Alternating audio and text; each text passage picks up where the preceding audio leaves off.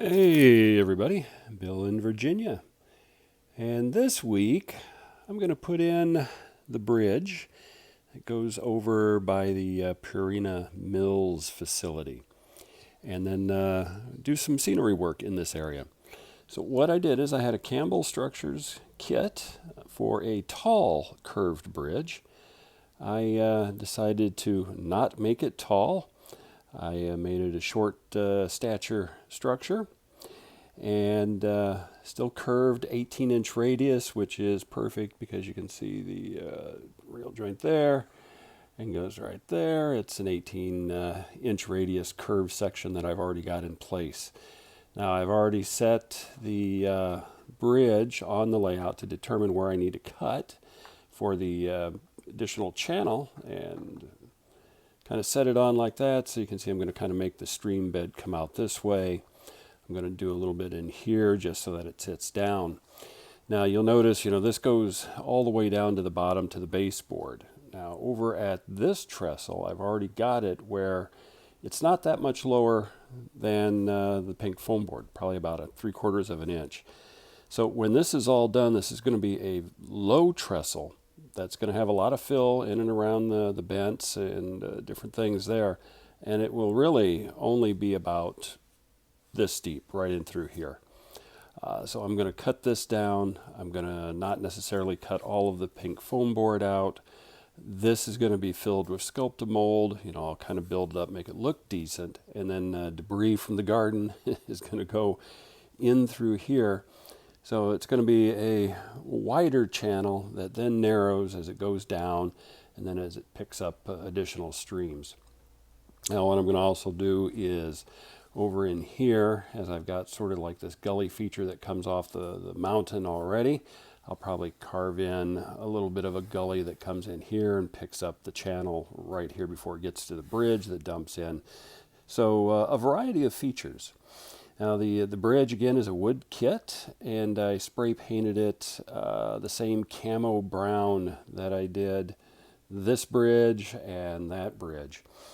It provides a good base, and what I'll do once it's in place and I get all of the scenery built up around it is I'll take some light gray chalks, kind of come in, brush it, give it a little bit more of a weathered look, but I'm happy with this. It turned out pretty good. I wish I'd had more scenery where I could have used it and actually made it a taller bridge, because I could have gone from here to, about to here on it and made a nice gorge, but just not on this layout. So anyway, I'm going to get started and we'll see what I can get done. Well, a little later on Saturday afternoon, I've got the stream bed carved out so that my bridge fits in it. You can see it's kind of sitting up, floating in midair. I will fix all of that with Sculptamold when I get to that point. But this should work out pretty good. The radius of the bridge fit very well in that location. So by the time I get it up to about this level, I'm probably going to bury these uprights up until about where they sort of cross in the middle for the X. So there's only going to be about this much probably actually showing, which is okay. It's going to be in Sculptamold, it's going to be in debris, but that way I've got sort of a sweeping river bed that comes into it. It's channeled tighter, goes down, it picks up rain and runoff from these other streams, which goes through the little channel, picks up another little stream. It's not going to be one that's going to have flowing water in it all the time. It's going to be from storms. Although I am going to do the water feature I've talked about before, kind of down right there. I've got a little depression, and I'm going to make a pond so that there's going to be some standing water in there and maybe some kids or some guys fishing, but that's still later on. So next thing I'm going to do is I'm going to carve in through here to make a gully that comes in and picks up right in here. That'll kind of go into this. Again, it's not going to be very deep, just probably about a 1/2 inch down. Just enough to kind of pick it up and show a hint that there's another ditch coming into it. I'm going to do that. And then after that, I can start getting some Sculptamold out and I can start to kind of fill in. So we'll see what I can get done yet today. And I am ready to start adding some Sculptamold to start building it up. I've got everything set to go. I've got the little gully carved in here.